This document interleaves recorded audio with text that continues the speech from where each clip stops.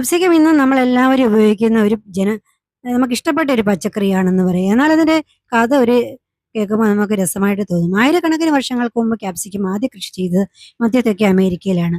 അവിടുത്തെ ആളുകൾ ഭക്ഷണത്തിനും ഔഷധമായും ഒക്കെ ഇത് ഉപയോഗിച്ചിരുന്നു. പിന്നീട് അമേരിക്കയിലോട്ട് എത്തി. ക്യാപ്സിക്കം യൂറോപ്പ് അങ്ങനെ അങ്ങനെ എത്തി ഇന്ത്യയിലേക്ക് എത്തിച്ചേർന്നതാണ്. ഇന്ത്യയിലെത്തിയ ശേഷം ക്യാപ്സിക്കം പല വിഭവങ്ങളുടെ പ്രധാന ഘടകമായിട്ട് മാറി. പച്ച, മഞ്ഞ, ചുവപ്പ്, അങ്ങനെ ഓറഞ്ച് തുടങ്ങിയ നിറങ്ങളിലൊക്കെയുള്ള ക്യാപ്സിക്കം സലാഡുകളിലും ചൈനീസ് വിഭവങ്ങളിലും ഒക്കെ വ്യാപകമായിട്ട് ഉപയോഗിക്കുന്നു. നമ്മളിന്നിപ്പം നിത്യേന ഉപയോഗിക്കാറുണ്ട് ഈ ക്യാപ്സിക്കം. വിറ്റാമിൻ സി ധാരാളം ശരീരത്തിന്റെ പ്രതിരോധശേഷി വർദ്ധിപ്പിക്കുന്നു. അതിന്റെ ഗുണങ്ങൾ എന്ന് പറയുമ്പോൾ വിറ്റാമിൻ എ അടങ്ങിയിരിക്കുന്നു. കണ്ണുകളുടെ ആരോഗ്യത്തിന് നല്ലതാണ്. ആന്റി ഓക്സിഡന്റുകൾ ധാരാളം കോശങ്ങളെ സംരക്ഷിക്കുന്നു. അതുപോലെ വാർദ്ധക്യം വഹിക്കാനും ഒക്കെ സഹായിക്കുന്നുണ്ട്. അതുപോലെ കലോറി ശരീരഭാരം നിയന്ത്രിക്കാനായിട്ട് സഹായിക്കും. നാരുകൾ ധാരാളം അടങ്ങിയിട്ടുണ്ട്. ഹൃദയാരോഗ്യത്തിന് നല്ലതാണ്. പൊട്ടാസ്യം ഉൾപ്പെടെയുള്ള പോഷകങ്ങൾ രക്തസമ്മർദ്ദം നിയന്ത്രിക്കാനായിട്ട് സഹായിക്കും. വിറ്റാമിൻ സി ഉള്ളതുകൊണ്ട് കൊളാജിൻ രൂപീകരണത്തിന് സഹായമായി. ചർമ്മത്തിന്റെ ആരോഗ്യത്തിന് അത് വളരെ നല്ലതാണെന്നാണ് പറയപ്പെടുന്നത്. ചുവന്ന ക്യാപ്സിക്കം, പച്ച ക്യാപ്സിക്കം പഴുത്ത രൂപമാണ്.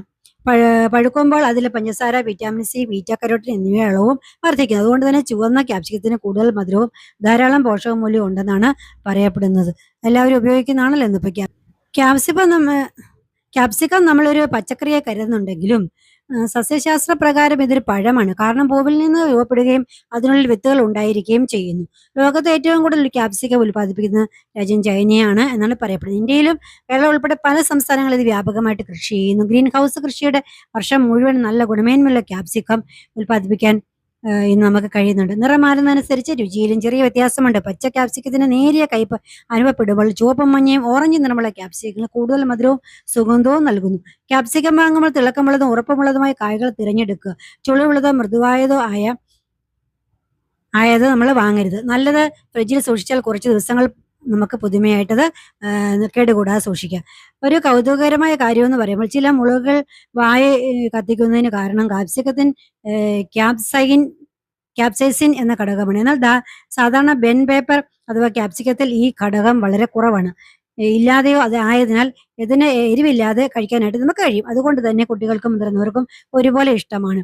അതിനാൽ നിറം കൊണ്ട് കണ്ണിന് പോഷകങ്ങൾ കൊണ്ട് ശരീരത്തിന് സന്തോഷം നൽകുന്ന ഒരു അത്ഭുത ഭക്ഷണമാണ് ക്യാപ്സിക്കം. അപ്പൊ നമ്മൾ അടുത്ത തവണ ക്യാപ്സിക്കം കഴിക്കുമ്പോൾ നമ്മൾ ഇതിന്റെ ഗുണങ്ങളെ കുറിച്ച് ഓർക്കുക. അപ്പം അതിന്റെ ചരിത്രത്തെ കുറിച്ച് ഓർക്കുക. അപ്പം നമ്മൾ ചരിത്രവും ആരോഗ്യ ഗുണങ്ങളും നമ്മൾ ഒളിച്ചു വെച്ചേക്കുന്ന ഈ പ്രകൃതിദത്ത സമ്മാനമാണ് എന്ന് ഓർക്കുക. ഒരു പച്ചക്കറിയാണ് ക്യാപ്സിക്കം എന്ന് ഓർക്കുക. അപ്പോൾ എല്ലാവരും ഇത് ധാരാളമായിട്ട് ഉപയോഗിക്കുക, കഴിക്കുക. നല്ലതാണ്, ഗുണങ്ങൾ ധാരാളമുണ്ട്. അതുപോലെ തന്നെ ക്യാപ്സിക്കം കേടുകാതെ സൂക്ഷിക്കാനായിട്ട് നമുക്ക് കഴുകാതെ തന്നെ ഫ്രിഡ്ജിൽ സൂക്ഷിക്കുക. കഴിയാൽ ഈർപ്പം കൂടുകയും അതുപോലെ പെട്ടെന്ന് കേടാകുകയും ചെയ്യും. അതുപോലെ പേപ്പറിലോ ടവലോ ടിഷ്യൂലോ പൊതിഞ്ഞ പ്ലാസ്റ്റിക് അല്ലെങ്കിൽ പേപ്പർ ബാഗിൽ ഇട്ട് ഫ്രിഡ്ജിൽ വെച്ചാൽ നമുക്കത് കൂടുതലായിട്ട് ഉപയോഗിക്കാം. അതുപോലെ തന്നെ മുറിച്ച് ക്യാപ്സിക്കം വായു കടക്കാത്ത പാത്രങ്ങളിൽ അടച്ച് ഫ്രിഡ്ജിൽ സൂക്ഷിക്കുക. 2-3 ദിവസമൊക്കെ ഇത് കേടുകൂടാ